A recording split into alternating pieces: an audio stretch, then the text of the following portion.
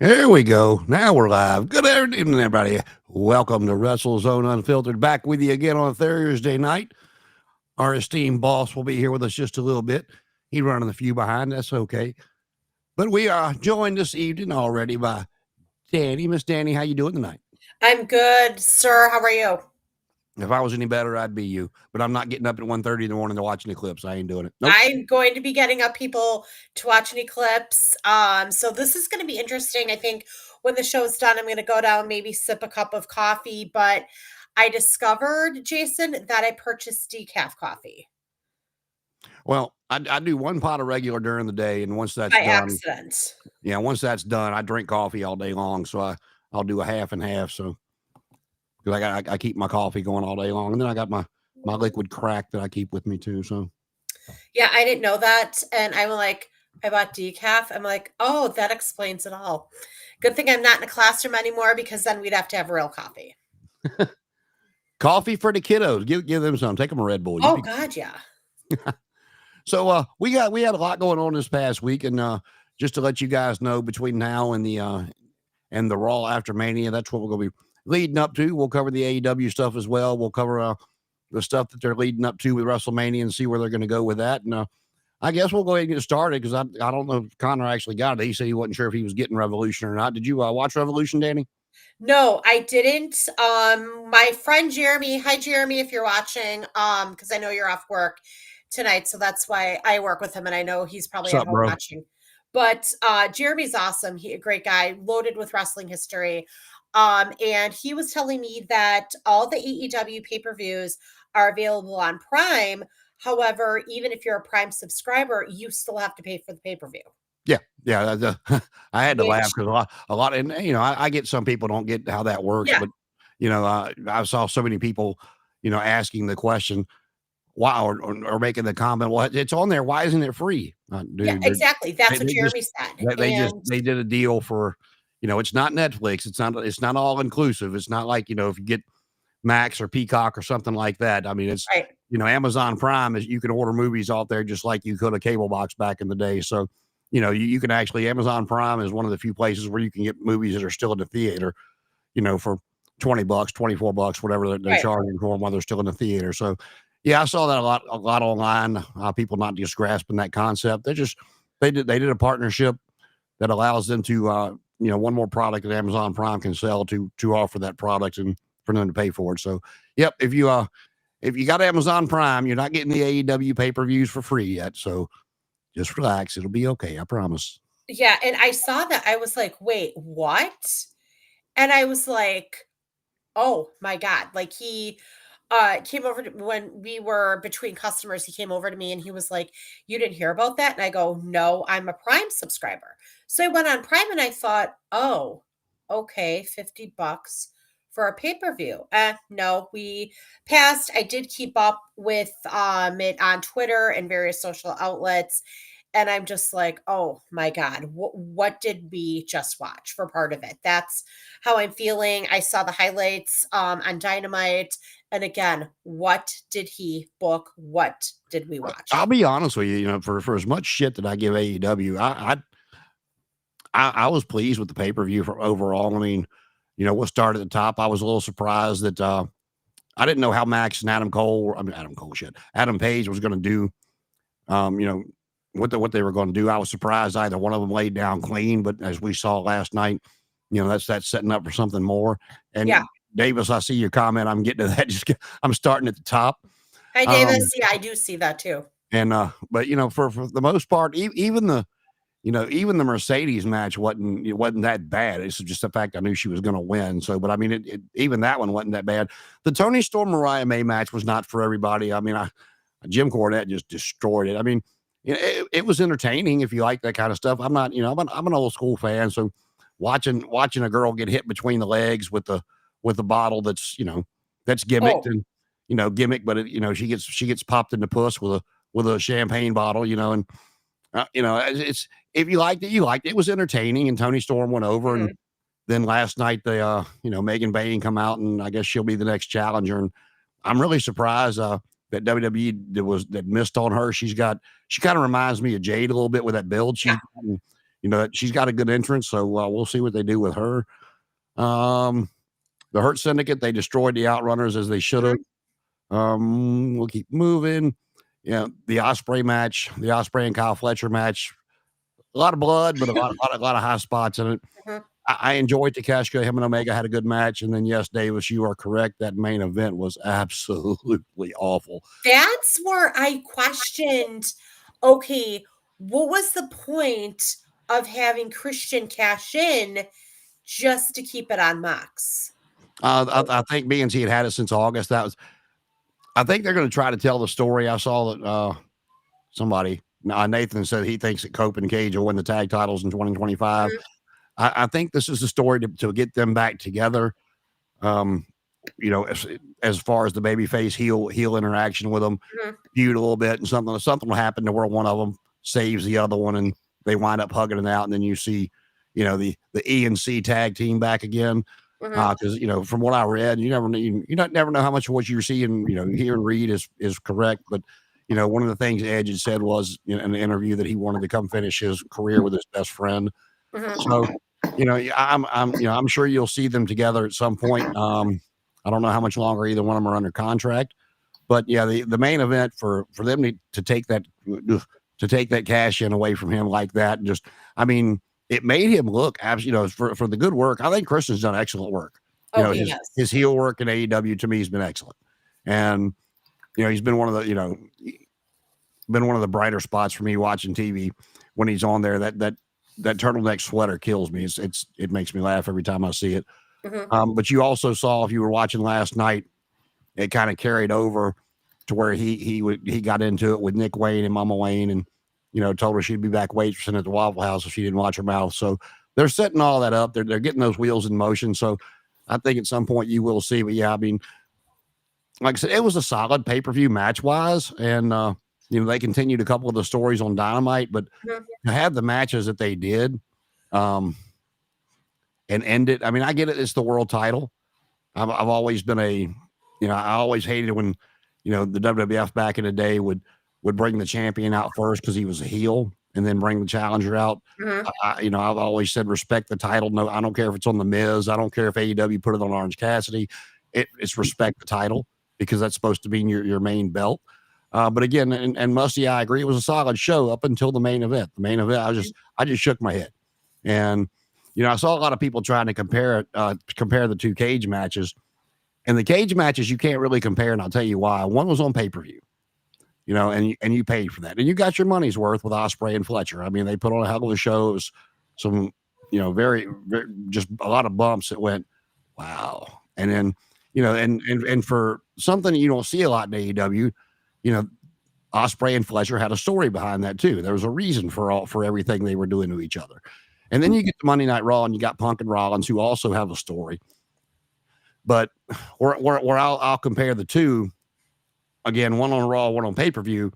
But you move away from the pay-per-view, you go to the cage match on Raw, and then you go to last night's Dynamite, and you got Orange Cassidy and I can't remember the luchador's name off the top of my head, as their main event.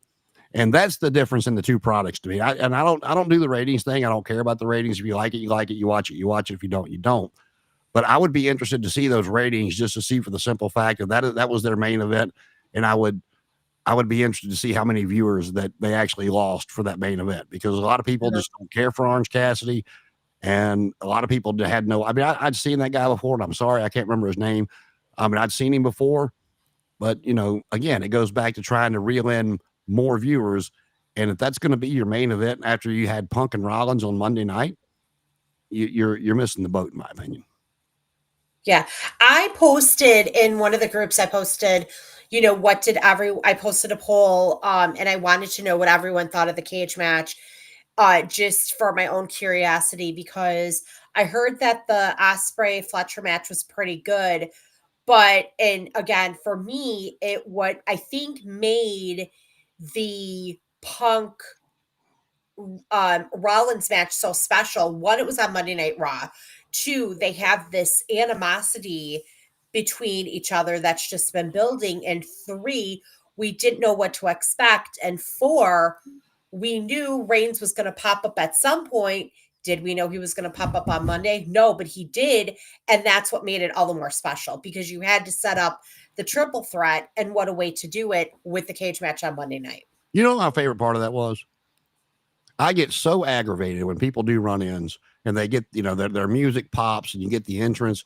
There's no, oh my God, look who that is. I mean, and just to see the way that the camera angle was so good, you saw the crowd doing something and kind of reacting to something, but then you see this tattooed arm reach in and grab Seth by the neck and pull him out of the cage with, no fanfare, no music, just a run in. And that's stuff that I miss because, I mean, I get the entrances, I get it's entertainment, and they went toward that for the past 30 plus years. I just miss the old stuff of somebody actually running out to save their friend, or because to me, yes, we know it's scripted, but at least give you a little bit of suspension of disbelief, like because when they hit their music for a run in, it's like, yeah, there's the planned scripted stuff again. But like I said, to see Reigns just reach in the cage and pull Seth out without a lot of fanfare coming down, I was like, ooh, we going old school a little bit there. So I enjoyed that. Connor, how you doing tonight, man? You sitting there all quiet? Yeah, I was waiting for y'all to finish. Oh no, jump on it. You the boss man. Jump on in. What did you think of it all? Well, I guess I'll start with the pay-per-view. I did not order it, but I did watch the highlights to be able to talk about it on here. I thought it was a good pay-per-view. Besides two matches, obviously the main event, nobody liked that, and they're so mental to do it again next week. I don't get how it's going to be any different. I feel like the Christian Cage contract was just to get it out of the way. Someone actually reported that Christian just wanted to get it out of the way. It wasn't going anywhere. He obviously wasn't going to win the title, so they just needed to get it out of the way. And maybe that does plant seeds for someone commented, I'm not calling him Cope, Edge and Christian Cage to get back together as a tag team. I think that would be pretty cool. For those of you in the comments, Connor cannot cope with that name. It's just something he can't do. I didn't even call him Adam Copeland. His name is Edge. I can't even cope with that. I don't care what they try to shove down our throats. He's Edge and will always be Edge. Yes. Well, I'll tell you what. I was telling her before you got on here, just to give you my perspective on it real quick. I mean, for the most part, and something that a lot of AEW pay-per-views are missing is the majority of the matches had a storyline. I mean, it was they were feeding into feuds. The Outrunners won the match against Cage and Archer to get the tag title shot. So that was that. And then Momo had won that tournament, to pick a champion of her choosing to go against. But everybody else, every other match, even the main event, as bad as it was.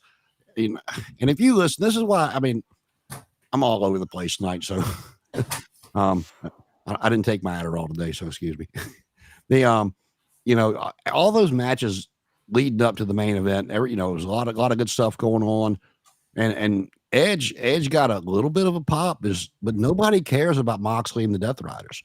I mean, it's like the crowd is just sitting on their hands and just don't care. And then you get Christian to get choked out basically as soon as he gets in the ring. And whether he wanted to get rid of the contract, get it done and over with, that's fine. But you have Moxley and Cage. I mean, Moxley and Edge beating the shit out of each other for however long that match was, and then Christian comes in the ring, and 3 minutes later the match is over with. Mm-hmm. Yeah, it was probably the worst main event in AEW history, like for a pay-per-view. That is not just just pay-per-view wise. That was probably the worst. But the best, I thought Tony Moran probably should have main evented. They had the better performance, I thought, and the better story going into it. Ospreay and Fletcher was a very good match. Swerve and Ricochet was good. Mercedes and Momo, I didn't really care for it. I already knew Mercedes was probably going to win. It's Mercedes. So that was whatever. It wasn't a bad match, but I just didn't care for it. See what else. MJF and Hangman was a good match. Hangman won that. Yeah, that surprised me. I told her earlier. I wasn't sure where they were going with that, but I did not expect a clean laydown from either one of them. But we got it. And then last night we get possible MJF addition to the Hurt Syndicate. You never know. He doesn't fit that group at all. No, he doesn't. Maybe I'm still holding out for Powerhouse Hobbs, but I think we may get maybe get Wardlow. Maybe he returns, and or they do the Dynasty. If anyone does not know, MJF had a group in MLW, Major League Wrestling, called the Dynasty. It was him, Justin Holiday, and Alexander Hammerstone. Yeah, I saw Hammerstone's no longer under contract. Yeah, with TNA, yes. They might do a 3-on-3 that way, but Alexander Hammerstone's injured. He's not going to be able to wrestle, and who knows when. So I don't know when. I'm curious to see where it's going to go, but overall, it was a good pay-per-view. The only matches I didn't care for was the main event, and the tag team title match was just there. I mean, well, honestly, it was exactly what it needed to be. I mean, the Outrunners get a good crowd response, but you look at Bobby Lashley and Shelton Benjamin. I mean, Archer and Cage stack up body wise well to the two of them, but other than that, I mean, everybody knows Bobby Lashley's MMA background and Shelton Benjamin's collegiate background, and those guys are in such phenomenal shape, even at their age. Both of them are in their mid to late 40s. And you sit there and look at the roster, and it's not just a thing on an AEW's roster, but you look at WWE's rosters, like how many people would you take legitly standing up to those two guys if they were together? Nobody. I mean, that tag team title match, like I said, it wasn't a story. They won the right to get a tag team title shot. They got it, and they got destroyed. So, I like a tag team division. I don't really know. I mean, that the tag team division is the worst it's ever been. AEW used to. Like tag team wrestling used to be a specialty thing in AEW, where before WWE, like when AEW started, WWE's tag division only consisted of maybe the Usos, New Day, The Bar, and that was it really. But when AEW started, like they had a lot of good teams, Lucha Bros, Young Bucks. Yeah, you see Ray Phoenix is working his deal out, and they have the right to use the name the Lucha Brothers, so. We'll see them shortly. I feel they probably should have just done a multi-man match just to make it a little bit more interesting. But I hope they. I'm curious to see what FTR is going to do next because they've been kind of not in the tag team division as much. They've been doing the Death Rider stuff. Yeah, they face Kyle O'Reilly and Strong in this Saturday night. So for I have a feeling Brian Cage and Lance Archer might get a title shot, and that should be a competitive match, but. Overall, the tag team division is just a show of its former self. It just hasn't been the same since Danny's favorites have been off TV. They even they can come back and it won't be the same. But they've broken up a lot of teams, and some teams have left. Some teams are not together anymore. I don't know. They just lack. And right now, the only tag teams there are is. Hurt Syndicate, Outrunners. Have we even seen Private Party since they lost the tag titles? No. I didn't think so. Gates of Agony. I do dig Gates of Agony. I like them. Yeah, they're more Ring of Honor though. So, and I don't even. Are there still Ring of Honor tag team champions or no? I don't even know who the Ring of Honor tag team champions are. I mean, I know they still have the pure title. They got the TV titles, and with Jericho holding the world title, and that's just. I think it's Dustin Rhodes and Sammy Guevara. That's right, Dustin and Sammy. Yeah, that's right. Because Sammy Guevara hadn't. They brought him back to TV and they won those titles, and you saw him once or twice more, and we hadn't seen him on there since. Dustin's been on a wrestling a couple of matches, but same as the Von Erichs. Von Erichs and Dustin Rhodes won the ROH 6-man titles, and I don't think that they've defended them one time since they won them. If they have, it hadn't been on anything that we've seen. I mean, it might have been something on Honor Club they did, but I don't think they've been on Honor Club one time since. Or I could be wrong, but I haven't seen the Von Erichs. I haven't seen them around too much. But yeah, overall, it was a good pay-per-view. Besides those two matches for me, I just didn't care for them. Well, it's like I told Danny before you jumped on. I mean, even the Momo Mercedes match wasn't bad. It wasn't it wasn't your typical Mercedes match. It was hard hitting. It was, you could tell they were laying some stuff in there. But again, we knew she was going to win, so that took it out a little bit for me. Because I'm not a real big fan of Miss Monet. But yeah, I mean but the rest of everything was solid. And then you get to that main event and it was just like, okay. Yeah. Normally, And people like I said, they just and the way they made Christian look really weak, in my opinion. I don't think they knew what they were. I don't think they knew what they were doing. Like it seemed like that they planned everything the day of. Uh, that they didn't really knew what they were. I feel like Moxley was going to win no matter what. But as far as like the contract and how everything was going to go down, I think that was like pretty. It felt very last minute for a main event. I would expect last year's Revolution main event was 10 times better than this. But I don't think that they would have been. I don't think there was any way possible to top last year's. You can't top Sting's final match. Oh, that wasn't Sting, man. Come on, you just can't top anything the Young Bucks do, man. They're just if the Young Bucks were in the main event, you're not going to top it. And right, Danny? Oh, I could think of a lot of people that could top the Bucks. And speaking of Bucks, who is this Mike? Whoever guy, Speedball. Speedball. That's the first time I'd ever seen him. I'd heard about him in TNA. I was like, that's the first time I'd ever seen him. Okay. I will say he's a good wrestler. I've seen him a few times in TNA. The main match is Josh Alexander. They went against each other for an hour. It was a very, very good match. I don't think he's going to be booked that well long term, but we'll see. Same like Megan Bain. Like they brought her in, she's looked pretty strong, and now she's getting a title match against Toni Storm. Normally, what they do with free agents, like I'll use Deanna for an example. She had a few good matches. She went against Toni Storm, I think, at Full Gear or something. She lost. Yeah, there's been a couple of times she come out, and I'm like, damn, I forgot she was there. Yeah, like that. Yeah, she's not even.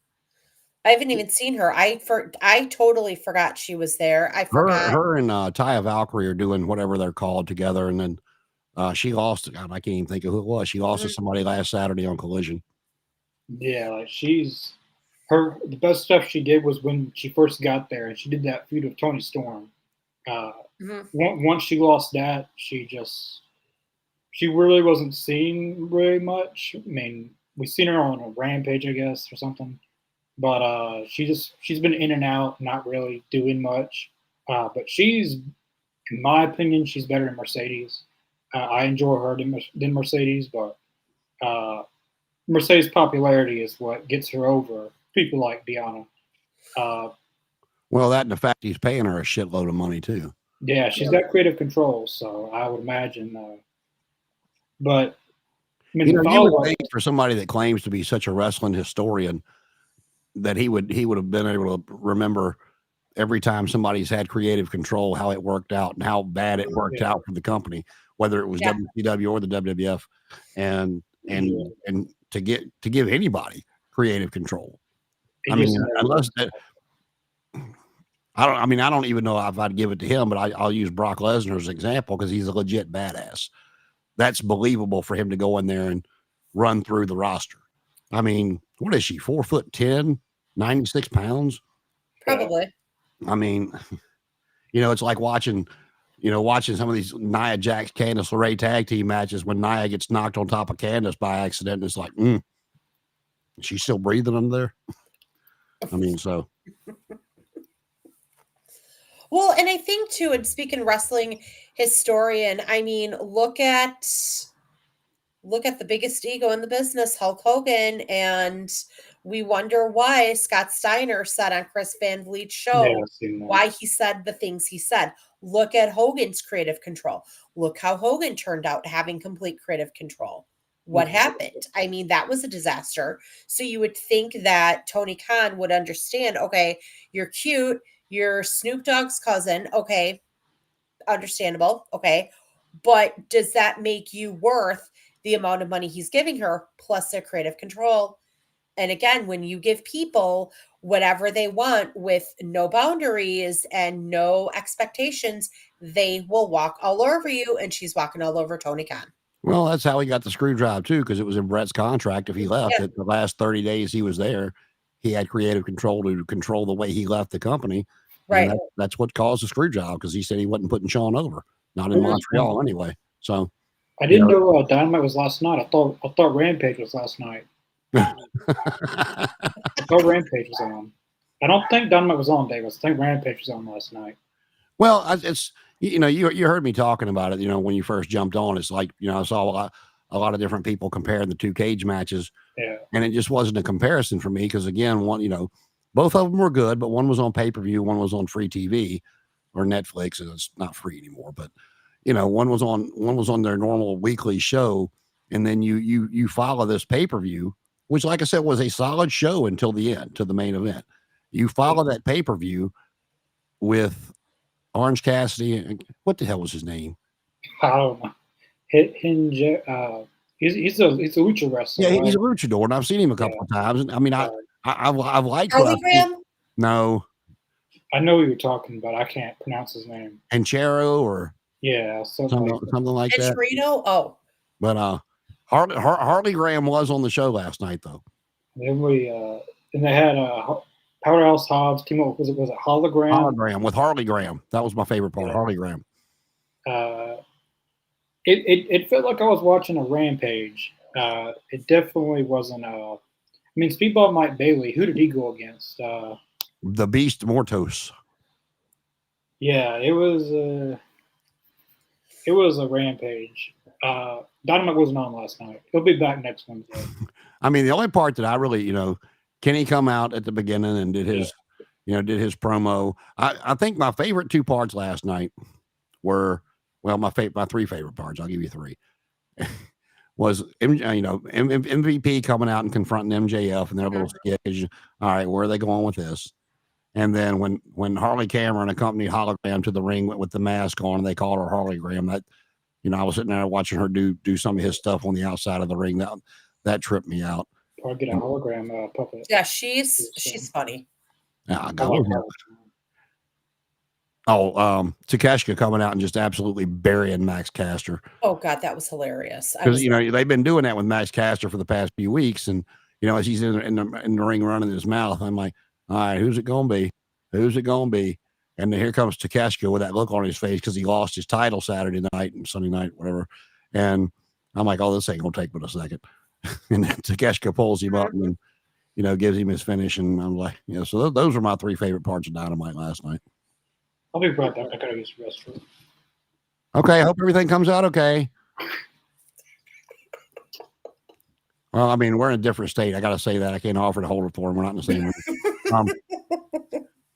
Yeah, no, I really liked Davis. I loved the Max segment. Then again, you guys know I love MJF. I call him Max. That was an interesting segment with MVP. I also like Kenny Omega's promo. That was kind of cute. Omega's really growing on me now that he's gotten rid of his friends, and keep them gone for as long as you can. And I think the other part that I liked, the Christian segment, I really like that one. Yeah, like I said, they're setting up a couple of things. Like, and if you read anything that happens online or any of the criticism of certain people, everything MVP was saying last night has been a lot of criticism that people online have been saying about Max, that he's lost his edge. And you can tell too, he does not get that massive pop he used to get when he came out. No, he didn't. And so, I agree they need to turn him back up and let him go back to being himself. And I mean, ever since that Adam Cole shit, it's just MJF has not been the same. No, he hasn't. Trying to turn him babyface, and then like that whole debacle with Adam Cole coming back, and then at first MJF's the babyface, then he's the heel, and it's like you can't, and nobody really explains to you why he's the heel in the situation when Cole was the one that turned his back on him. But ever since they finished all that, it just to me, he hasn't been the same. And like I said, the whole spiel that MVP come out and was saying last night was the criticism you're seeing of MJF online. So. Like I said, we'll see where it goes. I mean, I agree. He does not fit with the Hurt Syndicate at all. Maybe he does like he did with the Pinnacle and, joins long enough to, maybe even so much to help him get the title back. And as soon as he gets the title, like, yeah, I got what I wanted out of you. Now kiss off. There's so many different ways they could go with it. Yeah, no, and there was a comment that somebody made about Keith Lee, which I got a kick out of your response for that one, when he said Keith Lee's going to join the Hurt Syndicate, and you said, he's always hurt. I thought that was a good one. I do see Keith Lee fitting in with that group. However, if Keith Lee and I before that, if Keith Lee could stay healthy. Yeah, I mean, it's been God. I'd have to look, but I'm pretty sure it's been over a year since he's been on TV. Yeah, and I don't even know what's wrong with him. I mean, I have no idea what I he's wrong think with him. there was. I can look it up. I want to say it was COVID that he had or something. I don't remember specifics. I want to say COVID was one of them. Now, I did see where Luchasaurus is cleared, so he should be coming back soon, which I'm glad to hear that. I don't. Good for him because Yeah, absolutely. Yeah, they said he was pretty bad there for that. He had to actually go home on oxygen when he left the hospital. So yeah, I saw that too. Hold on, let me see here. I'm looking it up right now, and we are Guerrilla Wrestling Elite. Here we are. Hiatus. It's been. Yeah, it's okay. Final battle in December 2023. Lee defeated his former tag partner Shane Taylor in a singles match. Lee was supposed to be at World's End 2023, but was withdrawn from the match discus injury. Lee underwent double surgeries in January 2024 and's been on hiatus since. double surgery for what does it say? Doesn't say.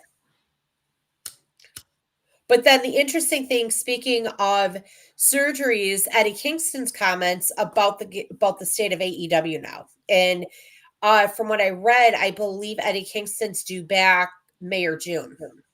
Well, I mean, I see Tony finally, he broke down and released some of those people that he was holding on injury time, like Ray Phoenix. Yeah. And I mean, I get every company's done it. I mean, he caught a lot of shit for it. I didn't mind it. I mean, I get why people get mad about it. I didn't mind it because, I mean, WCW did it back in the day. The WWE's done it. Mm-hmm. I mean, Rey Mysterio, that was a big stake with him when he left one time. He actually went on an interview and said they kept sending him checks and he wouldn't cash them because Mm-hmm. he wanted to be gone for a while. But they added that injury time to his contract. And, I mean, so every company does it. I mean, both rosters are so full that to me, if it was, if somebody came to me and said, I don't want to be here anymore. Okay, well, here's the door, either give them their outright release or do like, the WWF's always done and Free this guy, please. Free this guy. has always done. And, give them the 90 days, no Mhm. compete clause and let them go. I mean, because if they don't want to be there and there's nothing you can really do to give them to make them happy or Mhm. what they want to make happy, you're not willing to do, it's going to be a disruption in the locker room. It's, they're going to have friends that take their side. It's just more shit than you want to deal with. So just let them, if they want to leave, let them go. No, absolutely. And it's, and with Tony Khan's booking style, remember, you wrestled last week, so you aren't going to be wrestling for 3 weeks. Oh, you haven't wrestled in 3 months. Okay, let's put you in here against him and let's see who's going to be your opponent. Let's draw a name out of a hat. Okay, you two are going to be in a match. That's Tony Khan's booking style. Yeah, I wish that you wind up. They kind of do keep them. They're doing a little bit better job finally again of keeping them split with Collision and Dynamite. But I mean, you got 4 hours of TV each week, and so like I said, I really think we're going to see more WWE programming on Netflix as the time goes by. I'm Mhm. really hoping we get all women's show. But both of them, I mean, there's so many people they have on the rosters, and they just keep signing people, and it's both of them.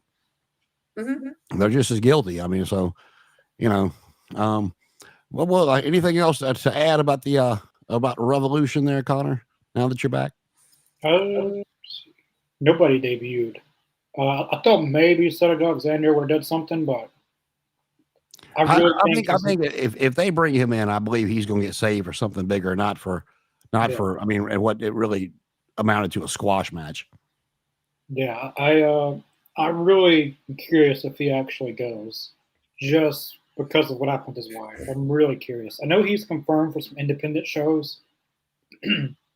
I wouldn't mind seeing him in TNA. TNA could use someone like Cedric Alexander because they've lost a lot of big guys. Like they lost Mike Bailey, Josh Alexander, Jordan Grace. They're fixing to lose Jonathan Gresham. If anyone does not know that, Jordan Grace is boyfriend, husband, or whatever. Husband, they've been married for a few years now.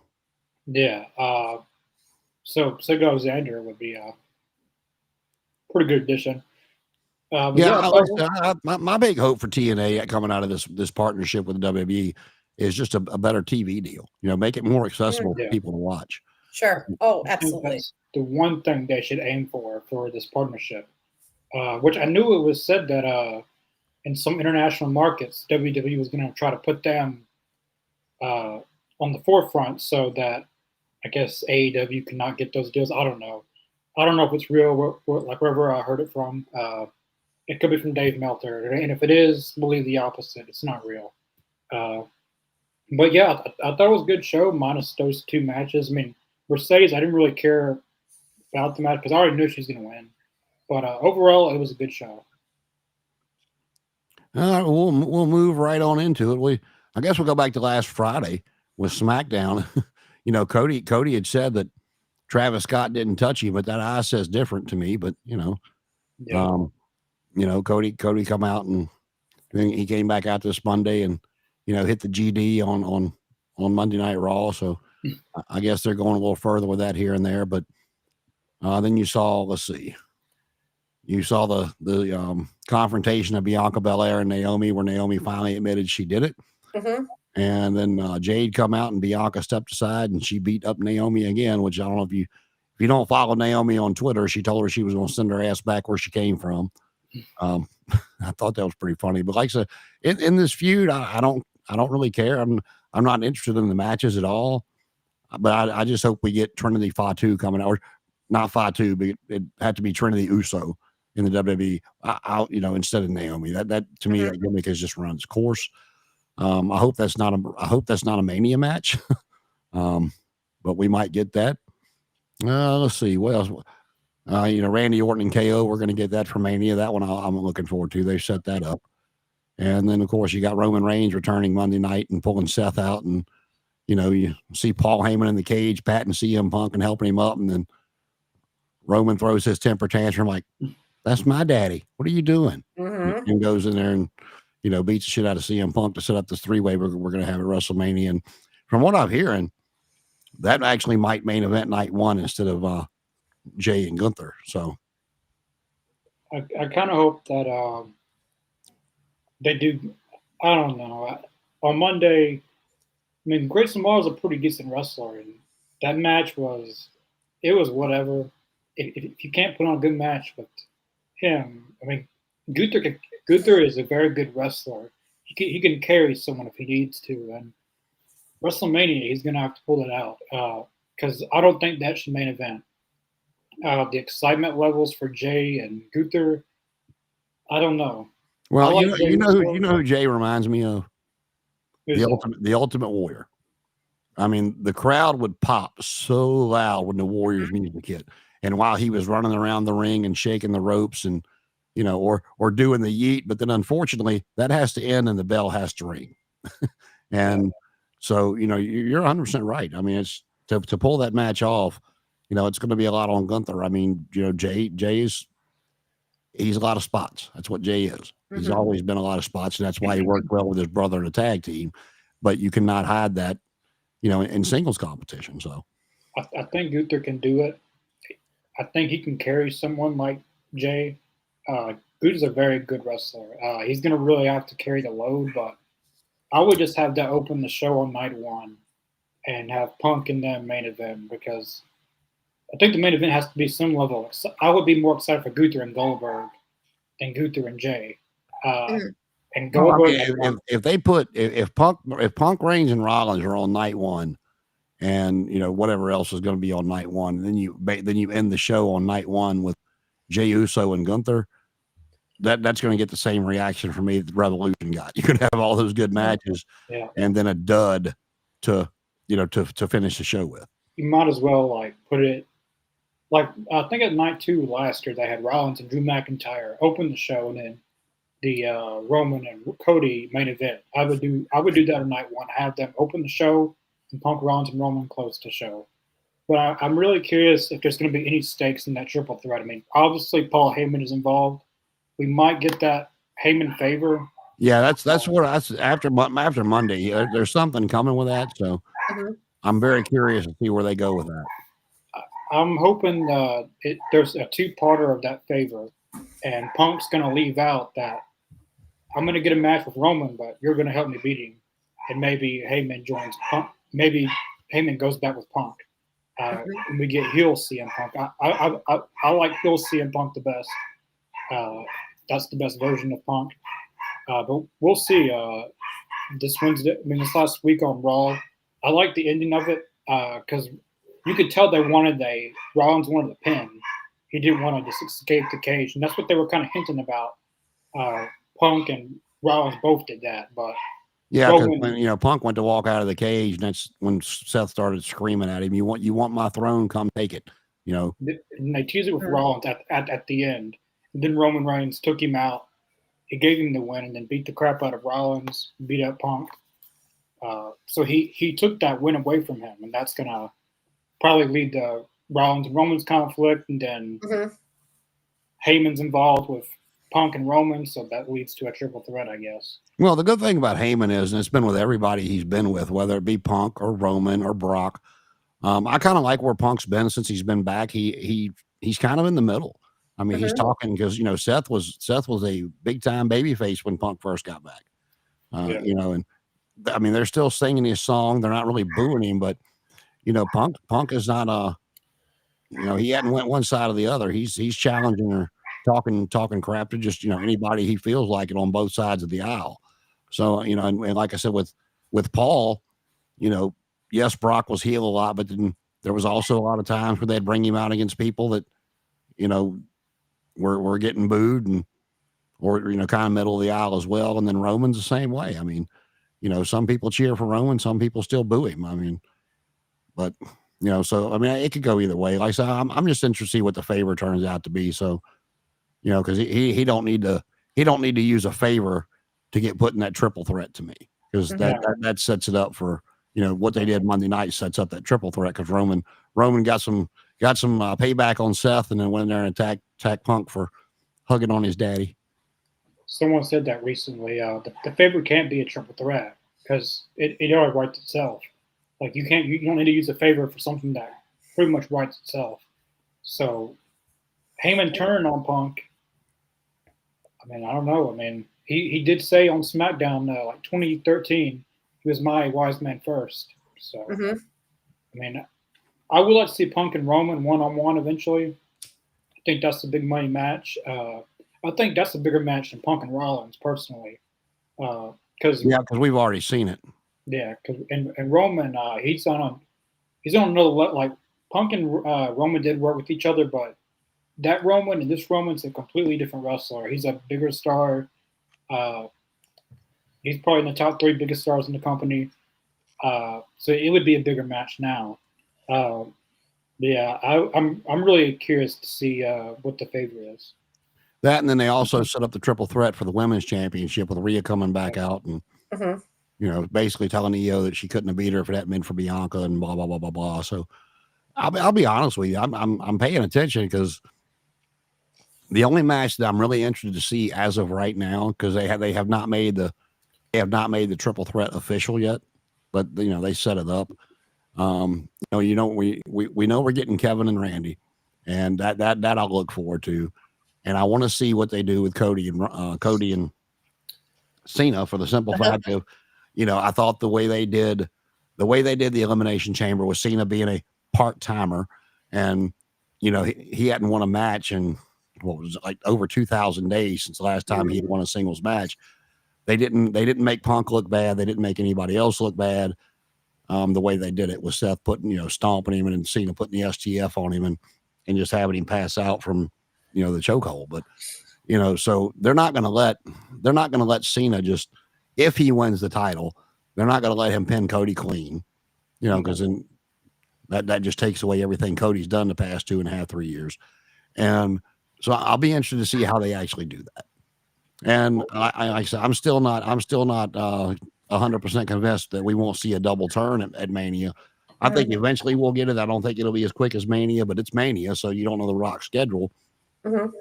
So you very well may have, the Rock turn, the Rock turn on Cena and go with Cody to help him or whatever. So I mean, it'll be interesting to see. Yeah, Stone Cold Steve Austin recently said he'll be in Vegas. He's doing some appearances, which I hope is WrestleCon because I'm going to try to meet Stone Cold. I think this year maybe Stone Cold does something. Maybe Well, it was supposed to be him last year, but they couldn't come together on a money deal. Mhm. Yeah, he also said that he was prior arrangement with his wife or whatever. But this year he'll be available. I think this year they should try to do something with Austin. But I think maybe the referee's distracted and John Cena hits the belt. I don't know. If Cena does win, it should be a heelish tactic to win. Absolutely. And then I think we'll probably get a rematch of Cody and Cena if he wins. Or we could do it. We could see a double turn. Like Cody and The Rock had this all planned it out. On top of an already planned it out, Rock and Cena. We're gonna get Drew and Damian, which could be a SmackDown or a Raw match. I don't care about that. The tag team division is I think the tag team division is just shitty all the way around. I mean, and God bless the Motor City Machine Guns. I've liked them for a long time, but they get absolutely no pop when they come out. The crowd they don't care. Well, and they did their first week when they debuted, they were getting pops. Now it's just kind of, oh, they're here, great.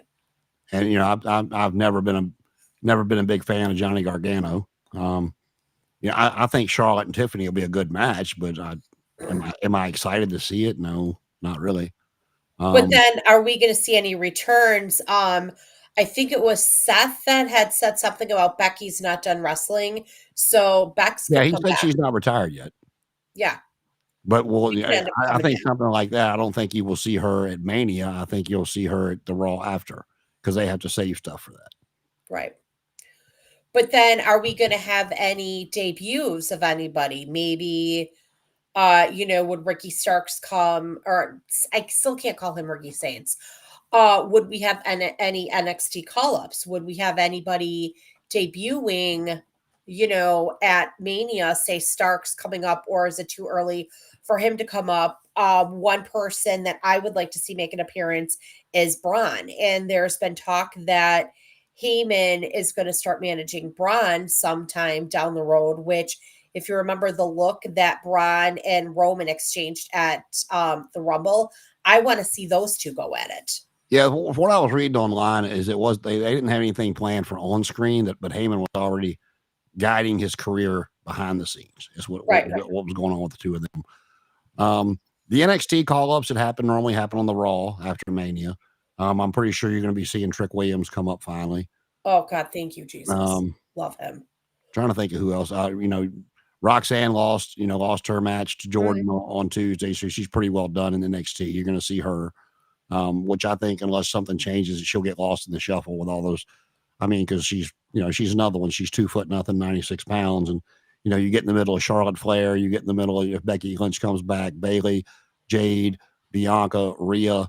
I don't think she's got the star power to hang. I mean, she kind of like Gargano and Ciampa was, so they actually put the titles on them, just dwindling. But pretty deadly actually got a pop for winning that match the other night. I was like, they are ridiculously. I used to rib them. They are so entertaining. I'm just like ridiculously entertained by them, and they're funny. That would have been a great gimmick back in the 80s because they would have gotten so booed back in the 80s.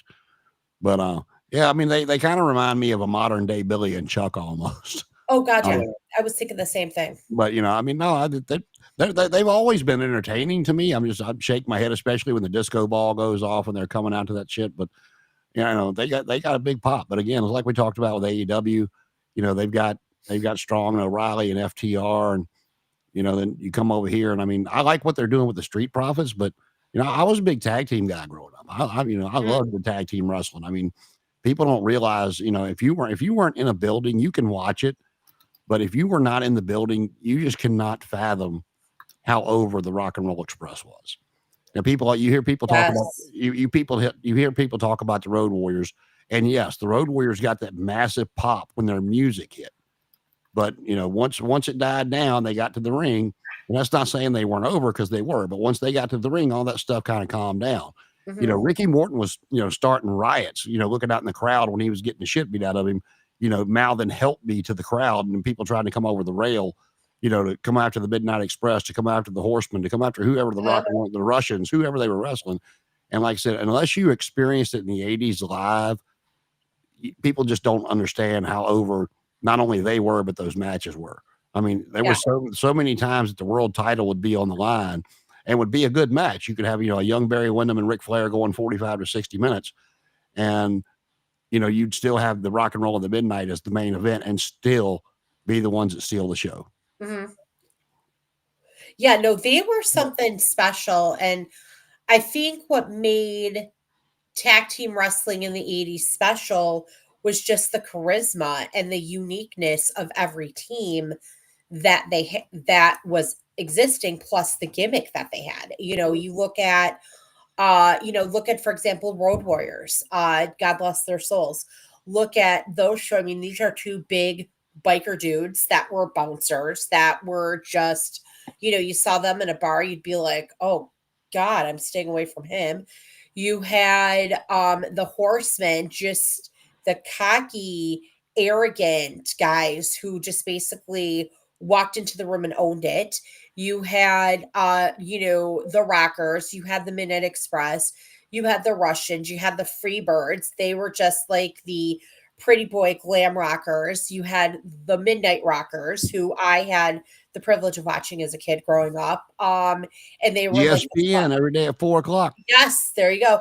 They were the fun-loving pretty boys. You had Playboy Buddy Rose, Pretty Boy Doug Summers, with Sherry. You had Demolition. At a slim trim 235 pounds. Playboy Slim Buddy trim Rose. 217 pounds. You had and for anybody who don't get that joke, he was about 350. I know. Nobody gets it. You had Strike Force. Or should I say Lucky Pierre and La Bamba, in the words of Bobby Heenan.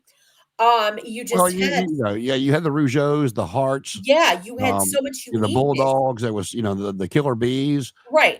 Now, it's like, I like Gargano, I like Tommaso Ciampa, but they're just kind of thrown together. Well, I've said this about AEW a lot, so I want to make sure I'm clear that it's not just AEW I bitch about, because it goes back to what you said about with the Road Warriors. People looking at them going, oh my God, look at them guys. And it's like back in the 80s and 90s, even the 70s, if you didn't watch wrestling, but one of those guys, whether it was a Road Warriors, one of the Powers of Pain, a Sid Vicious, a Danny Spivey, even the Undertaker, you see where I'm going there. And even the Horsemen, who were smaller than a lot of those guys, when they went out, it was such a fanfare around them and the way they acted, and pulling up in the limousine and all that kind of stuff. And no, I don't think anybody said DIY was thrown together, but I just don't like them. But whether it be a lot of these guys in WWE, AEW, or anybody else, if you don't watch wrestling and you see them out somewhere, you have no idea who they are. Yeah. And a lot of those guys back in the day, you'd see them out. You might not know who they were, but you knew they were somebody. And that's what I miss. Oh, yeah. I miss those larger than life characters. Yeah, I mean, like, I would be able, obviously, and I feel like for a unique look, like, you would have a guy like Johnny Gargano. He would blend in somewhere. Ricky Starks would not blend in. Edge would not blend in. Christian wouldn't blend in. But because they've got a charisma about them. But you're right. My brother, and I like to tell this story. I grew up in Green Bay, and we were at the Brown County Arena. We were there for an AEW show, AWA. Sorry, I'm getting confused. And it was my maternal grandmother, and my brother. And this was back in the day when wrestlers got like their own like snacks, and they were actually out and about like with the crowd. And Bobby Heenan happened to be in the concession area. And my brother walked up to him and he goes, my grandmother and my little sister can't stand you. Bobby Heenan, being Bobby Heenan, said, he's like, thanks, son. That makes me feel good that I'm doing something right. Enjoy the show. He brought my brother snacks for him. And he walked away. My brother said he was one of the nicest guys that he met. Well, I mean, it's like, I told you that was always, Roddy Piper ruined me, man, when I was a kid and met him because, he was such the asshole on TV. And Oh, yeah. this was before his WWF days. This was his Crockett Mid-Atlantic days. Okay. Feuding with Wahoo McDaniel and those bloody fights over the U.S. title. That's when I met Roddy Piper. And when I first walked up to him, I was scared shitless. I was like, and he was just so nice, and spent so much time with me. And after that, like I said, the good guys, when I got taken to their dressing room, they weren't nasty, but they were very just, yeah, here you go, kid. Sign my little autograph book, and then went back to talking. I mean, but Piper sat there and spent about 30 minutes with me when he didn't have to. And from that day on, I was all about the heels, man. It was like, you can't tell me nothing anymore. So I remember seeing Kenny Shamrock when we were in Milwaukee. We were at not the Bradley Center, I think it was, for something. And I saw Kenny Shamrock, and people were actually, there were some guys that were parked right outside the Bradley Center. And Bradley Center, fun fact, is south of the 5-Star Forum. So, I remember they parked outside the Bradley Center. Kenny Shamrock arrived. These guys got in a car and chased the car that Kenny Shamrock left the arena in. And Kenny Shamrock was laughing the entire time. Well, it's like, I think I told this story on here one time before, but when I was a kid, the Briscoe brothers had turned heel and were feuding with the Young Blood and Steamboat. And when we left the high school that they were at that night, we went outside to leave, and somebody had slashed all 4 of their tires. And the Briscoes. Yeah, the Briscoes. Okay. And God bless Jerry Briscoe, because I was 7, 8, somewhere around there. As a kid, I go bebopping over there. Can I have your autograph? And my mom's like, Jason, get over here. He's busy. And God bless Jerry Briscoe. He looked right at her and said, not like we're going anywhere. He's fine. And I love it. And looking back on it as an adult, that's like, oh God, that's so something you would say. Because he's like, it's not like we're going anywhere. He's fine. I don't really remember what we talked about. He was more talkative than Jack was, but both of them signed my book, just kind of standing there waiting on somebody to get there to help them with their tires. But yeah, if you weren't getting your tires slashed, or somebody trying to fight you back in the day, you weren't doing your job. So.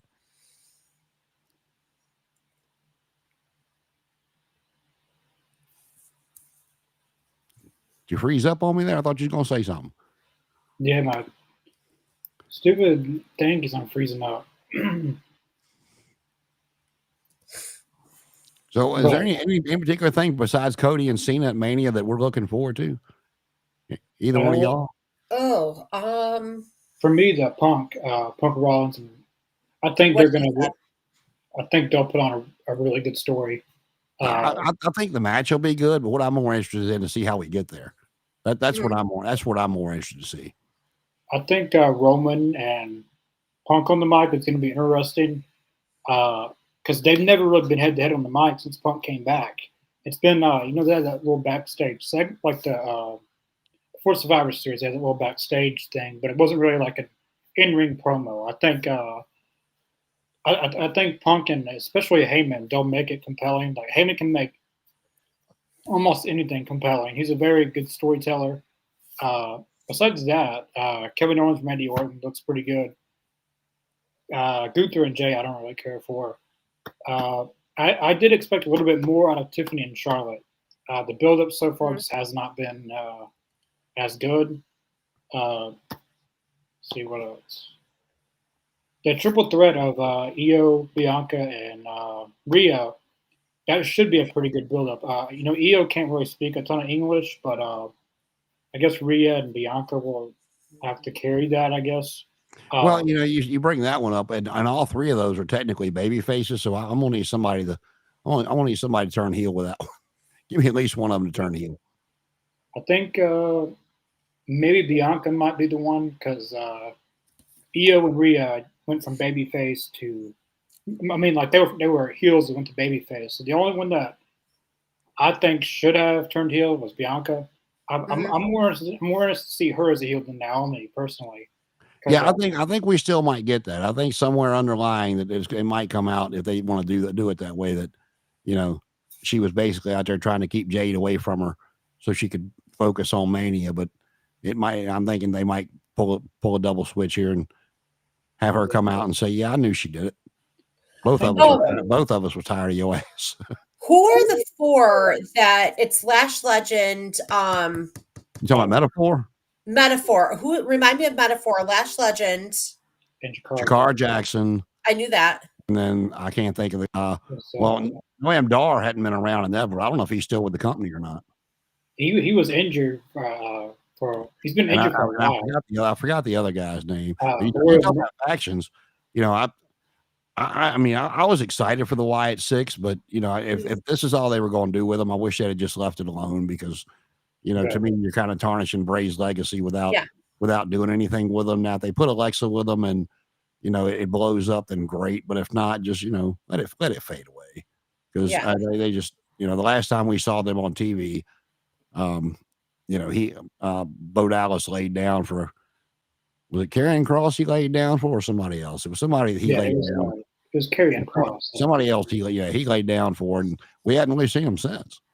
No. I know they said that one of them was injured, but I don't get like there's 4 of them or 5.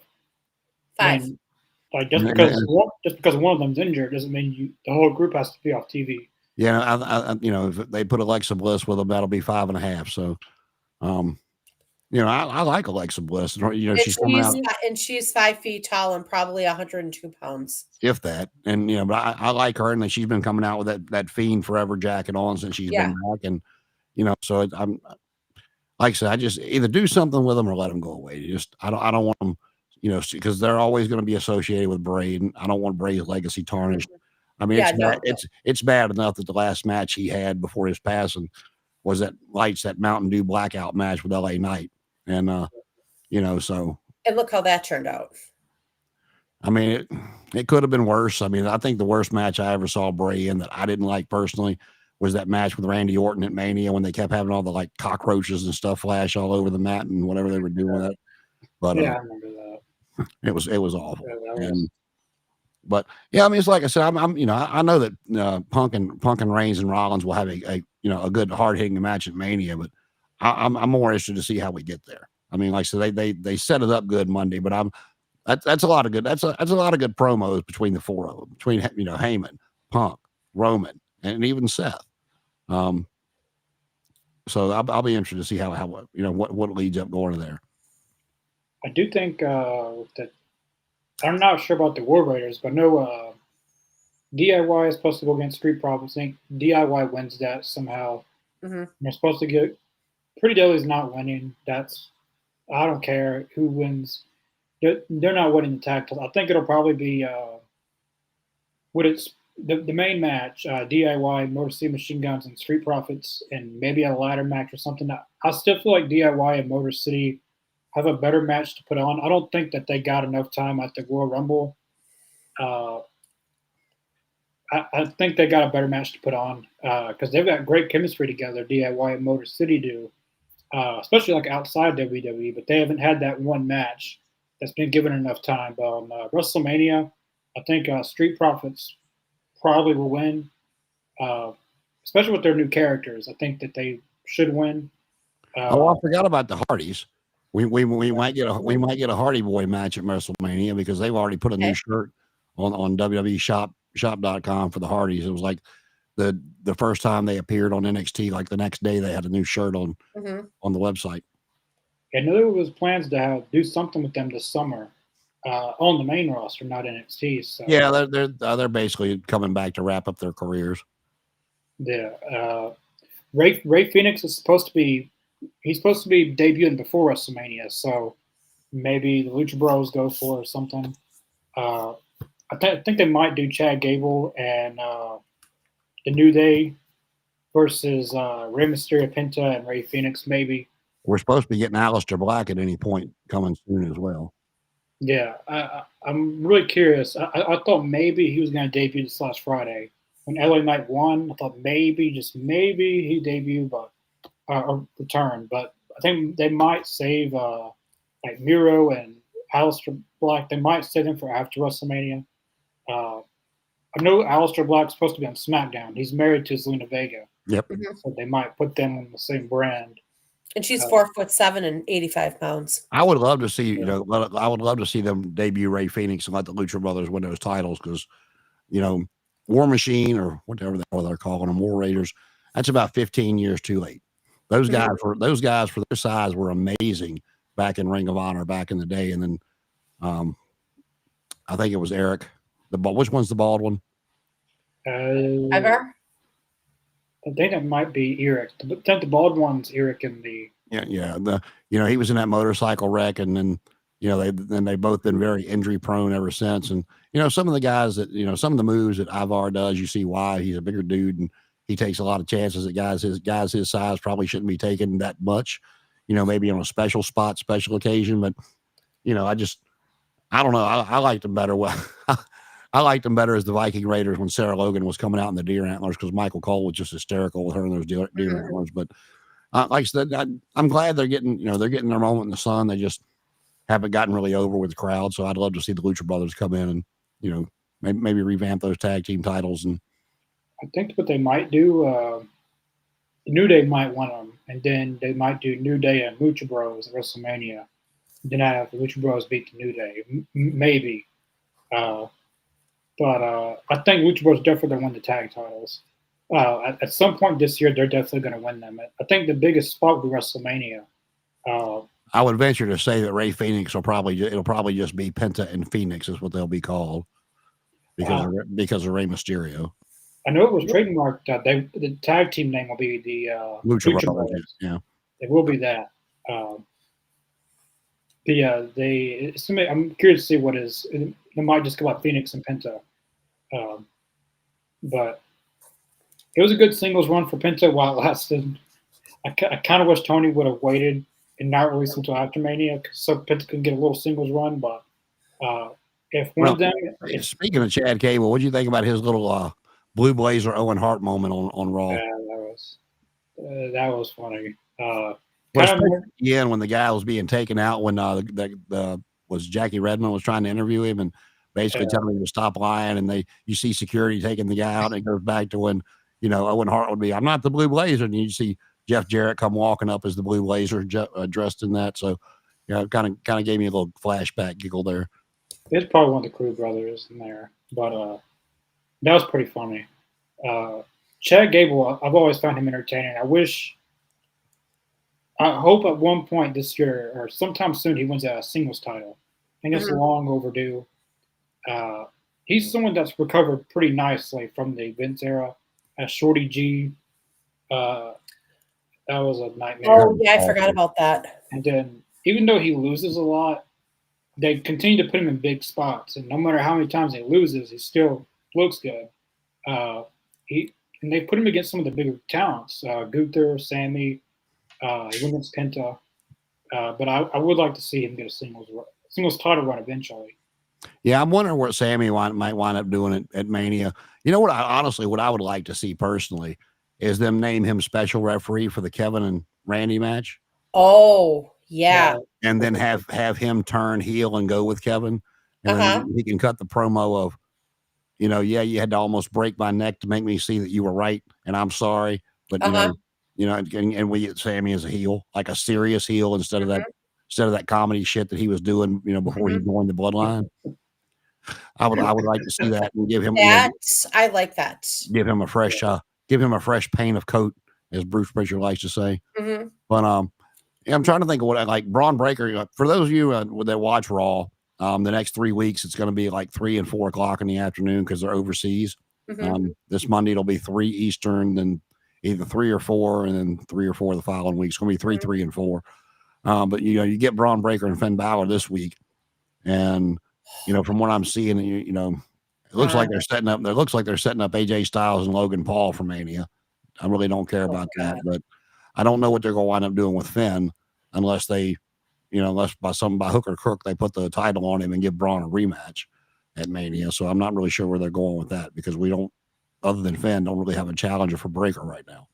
I think they might do some type of multi-man match for the Intercontinental because they teased Braun and AJ, and then now they're doing Braun and I know at one point they were teasing like AJ and Finn Balor. That was reported.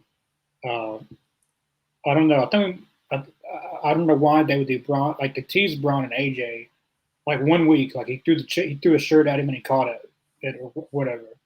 I don't know. That's going to be interesting. I mean, I could do a 4-way maybe. Braun. I don't know. I don't want to do it just because they want to get everybody on the card. And they're still setting up Jacob and Solo. So we're still working our way to get there. From what I read, the LA Knight was not supposed to regain that title until Mania, but Shinsuke told him he wasn't going to re-sign, so they went ahead and did it. And Shinsuke's pretty well done. His contract's up in like 2 or 3 weeks, and he told him he wasn't re-signing. So Shinsuke will be out the door from what I've read.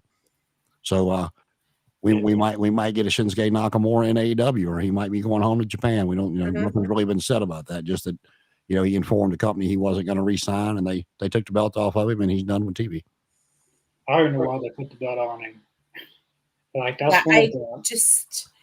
I will say, in my opinion, that gimmick he was doing now, the kind of darker gimmick with the mist, if they would have brought him up to the main roster that way, you would have gotten a lot more traction from it than the stuff that Vince did. Vince just killed his character when Vince was booking him on the main roster. It just I love Shinsuke Nakamura. I liked him in New Japan. I enjoyed him in NXT, and then he got brought up in like that first match he had on pay-per-view.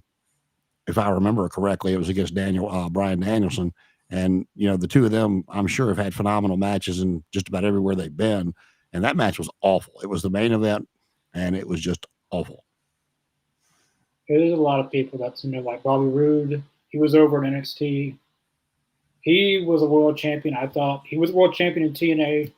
Malachi Black, Andrade. Samoa Joe didn't really do much in the main roster. Well, he's another one, and he's another one. And I respect what he said because he didn't really take up for the WWE, but when people were giving him a hard time about when he was commentating, he said that was his decision because he kept getting hurt and he wanted to, he decided to take the time off and let his body fully recover.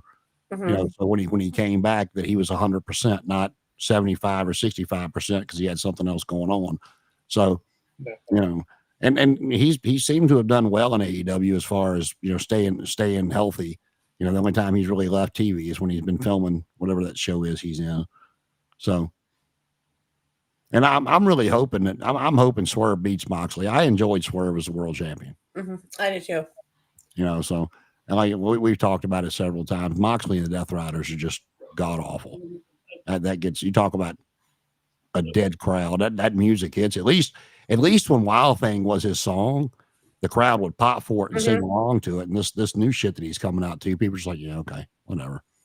Yeah, I haven't cared for Mox in a long time.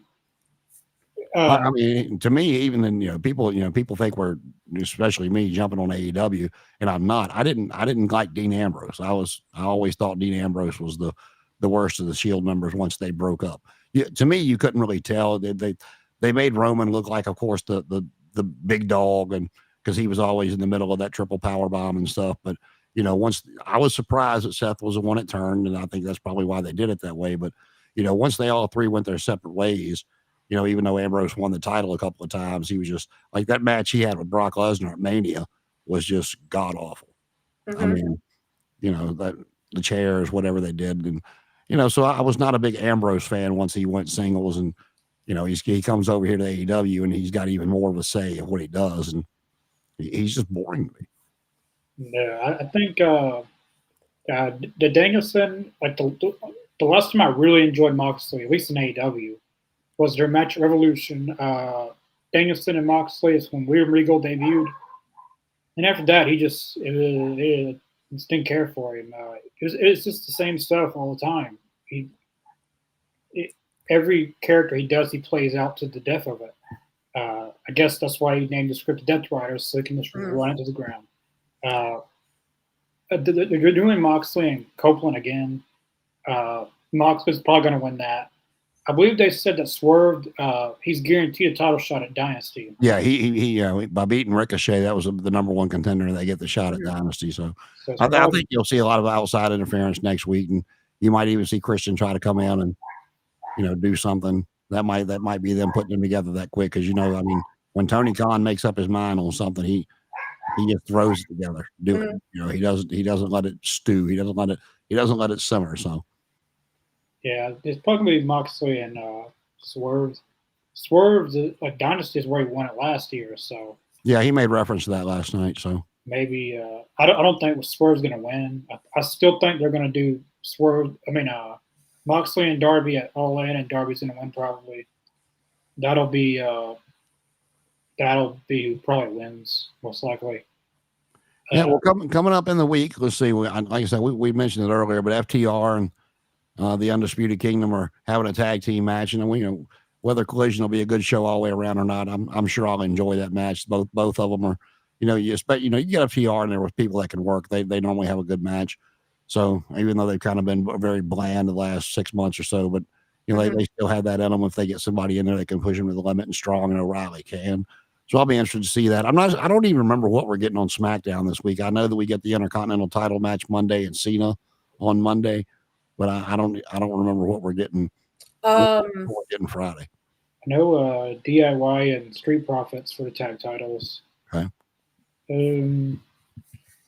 Probably just something else I'm missing. Cody probably, I think. No, I'm sure we'll get a Cody promo. Yeah. Orton promo, maybe not. Oh, they're doing Randy Orton and Carmelo Hayes. That's right. That's that little thing they set up last week. Yeah, they'll be actually overseas this week. So I don't know if that'll be taped or how they're going to do it for Friday night. We might get some spoilers first. Yeah, you never know. I forgot about this overseas tour they're doing, which is good though. I mean, it's with Netflix. I mean, they're going to have to start doing more and more of that because that was their goal with Netflix was become worldwide, even more so than they already are. But we got a lot of stuff coming up. Any final thoughts here, Miss Danny? We're coming up on the hour here.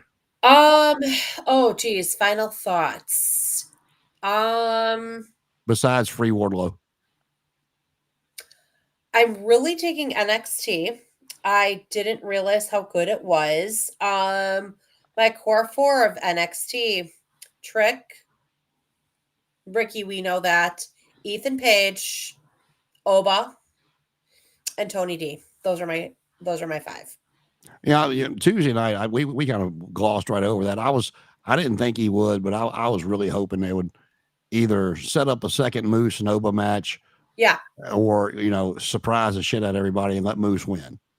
Just so you didn't get the trolls online going, look at that, they made Moose lay down in his first match. mm-hmm. I mean, but that I was sitting there that watching was a good match. I was sitting there watching the two of them going, no. Jason, go out there and break them up. Do I have an elephant gun? Have you lost your dad? I ain't getting in the middle of them. No, sir. That was a good match. I was really surprised. I really liked the Shawn Spears. Oh my God. And I was just talking with my friend Logan about this today, that Shawn Spears has more of a personality in NXT now than he did in TNA. Or not TNA, sorry, in AEW. And yeah, but see, that can go. You could go two ways with that because they kind of let him come back now and be himself, and they didn't do a whole lot with him when he was there as Ty Dillinger. So he had that perfect 10. Right. And so I mean that's not a real fair comparison to AEW because they at least let him be himself when he went there. Right. I just feel like he just kind of, what I meant by personality, I just feel like in AEW he just kind of stood around like a background character. He's he's used more in yeah, and this, just that stable, I like that. If I remember half the people who are in it, but I do like that stable. What was the other thing? I loved the segment though with Ricky Starks and Ava. And there's that meme going around where it shows Ava talking to Ricky Starks and something about, you've taken my dad's charisma and kind of used it or something like that. Says the person who has no charisma. I don't think she has any charisma or anything special about her. She's just there because she was actually a part of a faction in NXT. Okay. Yeah, she was part of that Joe Gacy. Yeah, they broke that up, and they kind of thought they want her to do something. I don't know if she's like, some people like the ring announcers, referees. Some of them are actually trained to be wrestlers. Yeah, Jessica Carr is actually wrestling under a mask as something in Evolve. I did see that, but of course, I can't believe I skipped over NXT because my favorite match of the week was Stephanie Vacour and Julia I mean, That was a good match. I mean, I just and Stephanie, if you're listening, I will take that move and you can slam my head into the mat as many times as you want to. I will take it over and over, and I won't even ask for money. I'll do it for free. I mean, now I wouldn't mind if you like flip my head, like you made me turn one way and then turn back the other, flip my head this way and then that way. I mean, we can mix it up a little bit. I don't mind being on camera either. So, there's that. I just want to keep the horns on though. I like the horns. They do it for me. Yeah, I love Ethan Page. I wish they would have done more with him in AEW. And then who is the guy that doesn't like Trick? I know his name, but I forgot. Eddie Thorpe. That's it. I couldn't think of the guy's name. Love Trick. And then second thing, but yeah, I really into NXT now. Thank you, Ricky Starks. Oh my God, I love you, bro. Thank you, and Ethan Page for getting me into it. Trick. Like this last Tuesday, like every match was really good. Like there wasn't one bad match. Yeah. Like the Hardys, they did pretty good. Jordan Grace, Moxon, every match was really good. Yeah, no, it was a really good show. Who I personally from there again, like I said, who I'd like to see called up, Oba, Tony D, Trick, and the other one that I think should get called up is Ethan Page. I was hoping before Josh Alexander left that we'd at least get one more North match, but we didn't. So, but yeah, NXT for me, one of the reasons I like it is the small that when they're in their NXT arena and it's 500 people, whatever it is. It's a little old school feel for me, the old studio wrestling and stuff like that. Yeah, I mean, it's more of a that authentic feel, that you can actually get in there and see stuff with it. But there's a lot of good people in NXT, but like I said, that what worries me with those guys and girls getting called up is just getting lost in the shuffle because the rosters are so huge. A lot of people were, not happy at the fact that SmackDown actually went to 3 hours, and it's like, damn, you could go to 5 if you could keep people interested with all the talent you got. Yeah. So SmackDown's very, very thin. Like their roster's not as. I'm surprised they went 3 hours. I think it was probably the Network USA because they lost Raw and NXT. But I feel like when they call these people up, you'll probably see a lot of them go to SmackDown because they really need some depth in their roster. So I think once Mania is over, you're going to see, because I know, and again, you don't know how much to believe what you read, but when they were negotiating with Netflix, and one of the things that I read was, some of the people that Netflix wanted on the regular for Monday Night Raw, which was of course, Michael Cole and Pat McAfee to be the announce team, and they wanted Roman, Cody, and there was a couple other names they mentioned. And speaking of which, with it being The Rock, and Roman has said he wants his title back, so that might be another one you see get involved in the match on Sunday, on night 2. Yeah. Between Cena and Cody. So, Connor, any final thoughts before we get out of here tonight, man? No. But NXT for me was the best show of the week. Like as far as a weekly show, not pay-per-view. NXT was my favorite. On Raw, the only match that I really enjoyed was the main event. Dynamite's next week. We didn't have Dynamite this week. SmackDown's tomorrow. Yeah, I'll be at Chris's house tomorrow, believe it or not. We probably be doing our SmackDown live reaction on the Wild World Wrestling from Chris's house, so that's going to be interesting. You got anything coming up on the Pod Champ Saturday night? Yeah, we'll be doing the podcast. I believe that we're going to be doing the since we just had like Cena turn heel, we're going to do the greatest rivalries of wrestling. We'll be talking about some of the best rivalries, ones that we've lived through, ones that we didn't. That's what we'll be doing on the Pod Champs on Saturday. Well, we look forward to that. And Danny, what you got coming up? Anything good?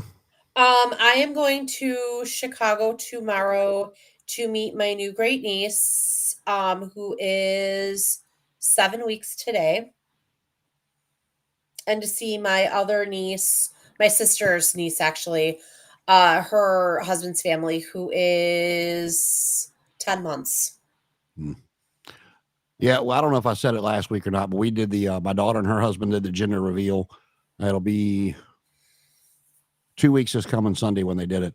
but they are having a little girl, and Yay! it is due in July. And the you know, some of you know, some of you don't, but my youngest daughter that passed away, she was born in July.